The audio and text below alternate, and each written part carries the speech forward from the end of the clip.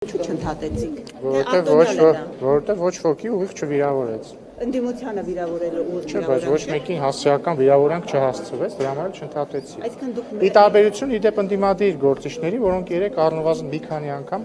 վիրավորական արտահայտություններ են արել, նույնիսկ անեծքի պաշտոնական բացումը արեցինք ազգային ժողովի նիստերի դահլիճում, երբ որ ուժեղ Հայաստան խմբակցության անունից ելույթ ունեցողը պաշտոնապես անիծեց մեզ եւ մեր սերունդներին։ Բայց ինչեւ է օրինալ լինեն նրանք։ Հիմա երբ որ արդեն ծափահարում են, երբ որ կատողոսի անունը Ավազանի Չեն ծափահարում, դմդմփացնում, դրանք տարբեր բառեր են։ Ձեր մասն է, երբ որ Ավազանի անունով է կոչում, դուք ծափահարում Չէ, մենք ծափահարում ենք իրենց դմդմփացնելու։ Մենք սիրում ենք որ իրենք։ Հիմա ուզում եմ ասեմ, այդ ամեն ինչը ավարտեց, Երեք Փաշինյանը վերջ դրեց այդ պրակտիկային ընդդիմություն իշխանություն։ Չգիտեմ, դե առնվազն հա ինչ որ մի հատվածում սկսվեց լրության տակ հնչել այդ անունը։ Չգիտեմ, չեմ կարծում որ սա ամենակարևորը։ Ձեր բարեվարկության այս կանոնը շարունակվում է ձեր կարծիքով, թե ամեն դեպքում։ Հա իհարկե շարունակվում, չեք զգում։ Ամեն ինչով։ Երբ ներողություն կարելի է Երբ որ ազգային ժողովը այդ հայտարարությունը չեցրեց, մեծ աղմուկ բարձրացեց լիկաբար։ Էդ էլ էսպես Չէին կոնկրետ վիրավորել, որ դուք ասում եք ոչ մեկին։ Դե հիմա ինչ, այսինքն հիմա ձեր ասածը ի՞նչն է։ Անձնավորված էր, ասես դուք սրիկայաբար էս ինչ։ Իհարկե, էլի, հարգելի գործընկերներ, դուք ասում եք ձեր վեհապարը պիղծ է, բայց դա կոնտեքստում է, չի ասում ա ձեր վեհապարը, որը Աստծո առաջ ուխտ է տվել լինել կուսակրոն չի եւ հետեւաբար զբաղվում է պղծությամբ, հետեւաբար պիղծ է, դրա ի՞նչն է վիրավորան։ Ինչու վարչապետին չարեցիք նկատողություն եւ նույն պիղծ բառի համար արվեց նկատողություն։ Որովհետև կոնկրետ այդ դեպքում պիղծը բնականաբար վիրավորանք չէր, գնահատական էր մի մարդու, ով Աստծո առաջ ուխտ է տվել չզբաղվել անառակությամբ եւ զբաղվել է պղծությամբ։ Պղծություն չի, երբ որ բարձրաստիճան հոգեվորականը Աստծո առաջ տրված իր ուխտը կուսակրոն լինելու խախտում է, դա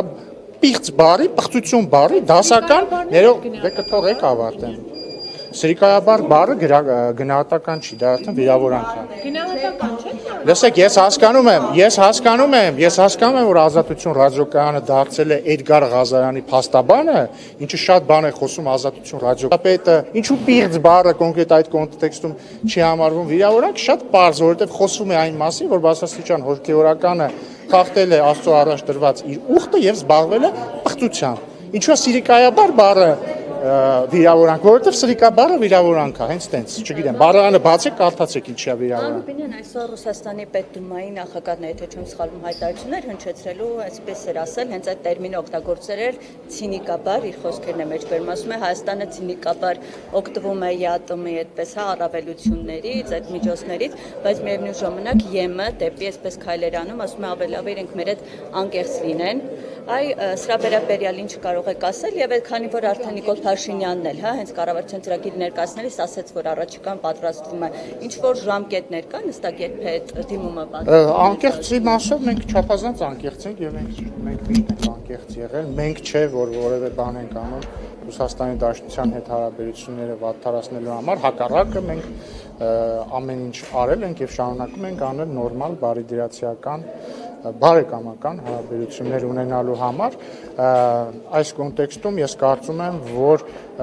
հայկական տնտեսվարողների դեմ կիրառվող անարդարացի եւ անտեղի սահմանափակումները չեն համապատասխանում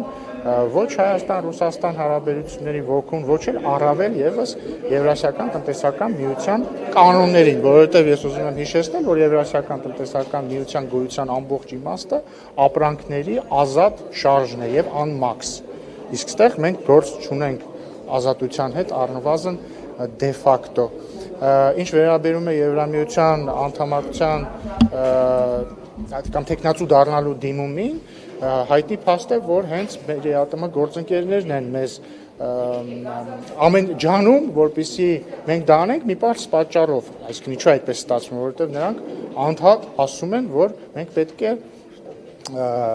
պետք է հանրաքվե անցկացնենք, իսկ հանրաքվե անցկացնել Եվրամիության անդամակցության հարցի վերաբերյալ հնարավոր է միայն երբ որ այդ հարցը ձևակերպված լինի եւ այդ հարցից բխող հանգամանքները հայտնի լինեն, այսինքն հնարավոր չի ուղղակի հանրակրվի անել։ Ուզում եք դառնանք Եվրամիության անդամ, եթե դրան հարակից գործողությունները արված չեն։ Դրա համար հանրակրվեն հնարավոր կլինի անցկացնել միայն այն բանից հետո, երբ մենք դիմենք Եվրամիության անդամակցության համար, ստանանք համապատասխան արձագանք, ստանանք համապատասխան դրական արձագանք, ստանանք համապատասխան ավելի հստակություն քայլերի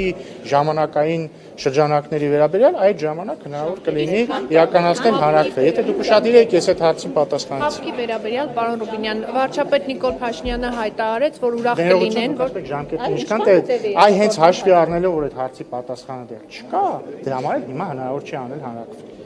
վարչապետ Նիկոլ Փաշինյանը հայտարարեց, որ ուրախ կլինեն, որ հապկից Հայաստանին հեռացնել, Պեսկովն էլ արձագանքել էր եւ նշել էր, որ Երևանն ազատ է իր ընտրությունների հարցում եւ իրենք կարող են դիմումը ներկայացնել։